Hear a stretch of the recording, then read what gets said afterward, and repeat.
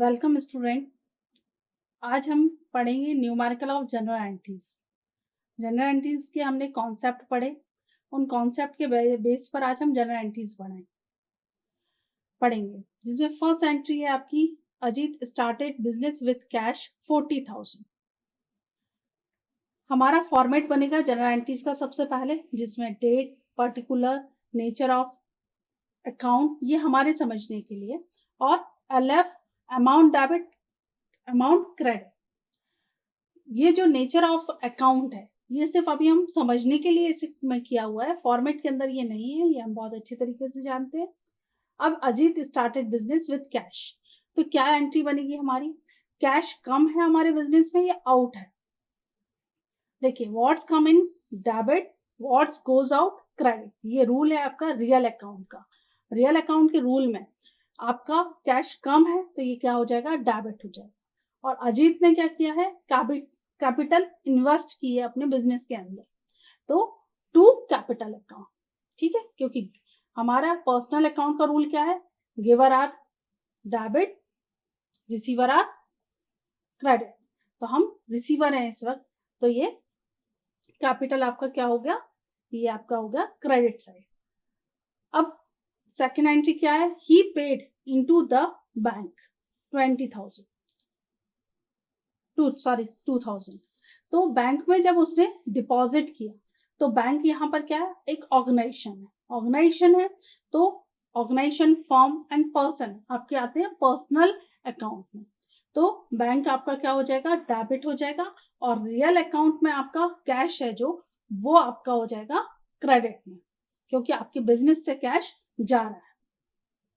Next entry क्या है आपकी? ही परचेज गुड्स फॉर कैश 15,000 से उसने क्या किया? कैश को परचेज किया, गुड्स को परचेज किया। तो purchase account debit to cash account. हम रियल अकाउंट में अगर हम सिर्फ कैश को ही फोकस करे रहे, ये क्या है हमारा रियल अकाउंट का? What's come in debit, what's goes out credit. तो अगर हमारा कैश जा रहा है तो क्रेडिट में है, और कम है तो वो क्या हो जाएगा? डेबिट में हो जाएगा। तो इस एंट्री में परचेज हमने गुड्स को किया है, तो गुड्स तो हमारे पास कम है तो डेबिट कर दिया, और कैश हमारा गोज आउट है तो हमने उसको क्रेडिट में कर दिया। अब हम नेक्स्ट एंट्री देखेंगे। नेक्स्ट एंट्री क्या है? ही सोल्ड गुड्स फॉर कैश। उसने क्या किया? अजीत ने अपना गुड्स को सोल्ड किया है। अगर हम अपने बिजनेस में कुछ भी सेल करते हैं तो हमारे पास कैश कम है या आउट है? डेफिनेटली कम होगा। अगर कैश कम है तो हमारा एंट्री बनेगी cash account debit to sales account. ठीक है, और नीचे हम नरेशन लिख देंगे। नेक्स्ट हम एंट्री देखेंगे। He purchase furniture and paid by cheque. By cheque का मतलब क्या हुआ? कि हमने बैंक से पेमेंट किया है, ना कि हमने कैश किया हुआ है। तो हमारी एंट्री क्या होगी? Furniture account debit to bank account. अब हमने यहाँ परचेज क्यों नहीं लिखा है, फर्नीचर क्यों लिखा है? फर्नीचर हमने इसलिए लिखा है क्योंकि फर्नीचर एक हमारी एसेट्स है। जब भी हम गुड्स को परचेज या सेल करते हैं तो हम परचेज या सेल वर्ड यूज करते हैं, पर अगर हम कोई भी एसेट्स को परचेज करते हैं या सेल करते हैं तो फिर उस एसेट का जो भी नेम है, यहाँ जैसे फर्नीचर है तो उसको हमने मेंशन किया हुआ है। Furniture account debit to bank account. Bank क्यों? क्योंकि हमने पेमेंट चेक से किया हुआ है। नेक्स्ट आप देख सकते हैं, he sold goods to Arvind 4,000। अगर हमने सेल किसी को किया और उसका नाम यूज कर रहे हैं, मतलब हमने क्रेडिट में उसको सेल किया हुआ है। अगर हमने कैश में किया होता तो हमें किसी का नाम नोट करने की जरूरत ना पड़ती। तो Arvind account debit to sales account. ठीक है, अगर हम यही कैश में किया होता सेल, तो हमारी एंट्री क्या बनती? Cash account debit to sales account. पर यहाँ हमने अरविंद को किया है, पर्टिकुलर नाम मेंशन है, मतलब ये हमने क्रेडिट में ट्रांजेक्शन किया है, तो Arvind account debit to sales account. Next, he purchase goods from Amrit. Amrit से हमने गुड्स को परचेज किया, मतलब हमने ये भी क्रेडिट में ट्रांजेक्शन किया है। जब हम क्रेडिट में ट्रांजेक्शन करते हैं तो नाम मेंशन करते हैं, नाम मेंशन करेंगे तो हम क्या नाम मेंशन करेंगे, अमृत। कैश जहां पर हमें लिखना चाहिए वहां हम अमृत लिखेंगे, Amrit account, purchase account debit to Amrit account, क्योंकि अगर हमने ये परचेज जो किया है वो ये क्रेडिट में किया है, यही अगर हमने कैश में किया होता तो purchase account debit to cash account आता, पर हमने अमृत से किया मतलब क्रेडिट में किया, तो purchase account debit to Amrit account आया। Now is clear. Next entry, he receive from Arvind 3,960 rupees और फुल सेटलमेंट है हमारा। अगर हमारा फुल सेटलमेंट है जबकि अरविंद से हमें कितना लेना था, 4,000 लेना था, तो 4,000 जो हमें लेना था उसकी जगह हमारे पास कितना आया, 3,940 रुपीज। तो कैश अकाउंट तो हमारा इतने का हो गया, बाकी क्या हुआ, डिस्काउंट हो गया। और नॉमिनल अकाउंट का रूल है कि all expenses and losses debit, all income and gain is credit. तो ये हमें लॉस हुआ है क्योंकि हमें चाहिए था 4,000 और जबकि हमें कितना मिला है 3,960, तो हमें 40 रुपीज का क्या हो गया है, लॉस हो गया। तो वो डिस्काउंट अकाउंट में कितना आ जाएगा, 40 आ जाएगा। और बाकी किससे फुल सेटलमेंट हुआ है, अरविंद से हुआ है, तो to Arvind 4,000। Clear. Then he withdraw from goods for personal use. जब भी हम पर्सनल यूज के लिए कुछ भी विड्रॉ करते हैं तो वो हमारा क्या कहलाता है, ड्रॉइंग कहलाता है।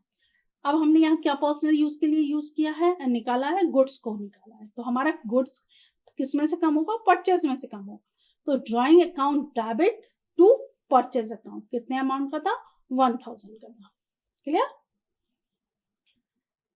ही withdraw cash from business for personal use. अब उसने क्या विड्रॉ किया है, अब उसने कैश को विड्रॉ किया है, तो क्या एंट्री बन जाएगी, drawing account debit to cash account. पहले गुड्स विड्रॉ किया था तो परचेज हमने लिखा था, अब हमने कैश विड्रॉ किया है तो drawing account debit to cash account, amount is 2,000।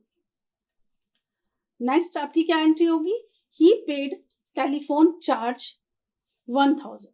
अब टेलीफोन चार्ज हम पे कर रहे हैं तो ये क्या है, हमारा नॉमिनल अकाउंट का है, नॉमिनल अकाउंट का है तो टेलीफोन चार्जेस आपने डेबिट किया टू कैश अकाउंट होगा। ठीक है, क्योंकि हमने जब भी कुछ पे करते हैं तो क्या होता है, हमारे पास से कैश जा रहा होता है। Cash paid to Amrit in full settlement 4,900। ठीक है, आपने अमृत से फुल सेटलमेंट किया 4,900 में, तो अमृत अकाउंट से हमें कितना करना था, 5,000 का, पर हमने कैश कितना दिया उसको, 4,900, तो 100 क्या हुआ, डिस्काउंट हुआ। अब ये डिस्काउंट हमें रिसीव हुआ है तो ये हमें प्रॉफिट है, तो हम इसे कहाँ लिखेंगे, क्रेडिट में लिखेंगे। तो to discount 100। Paid for stationery 200, rent 500, salary to staff 2,000।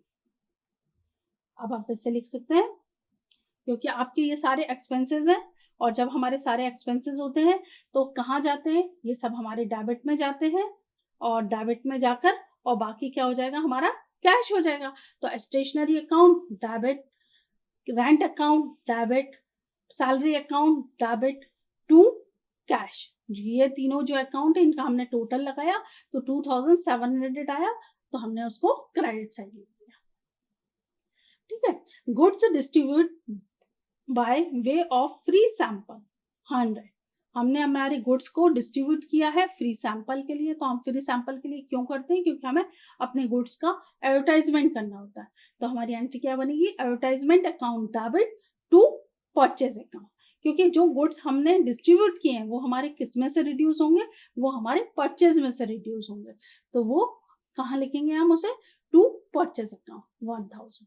फिर हम जब ये जनरल एंट्रीज सारी कर लेंगे, इन सारी एंट्रीज को करने के बाद हमें डेबिट का टोटल लगाना है और क्रेडिट का टोटल लगाना है, और ये चेक करना है कि दोनों साइड का टोटल इक्वल आ रहा है।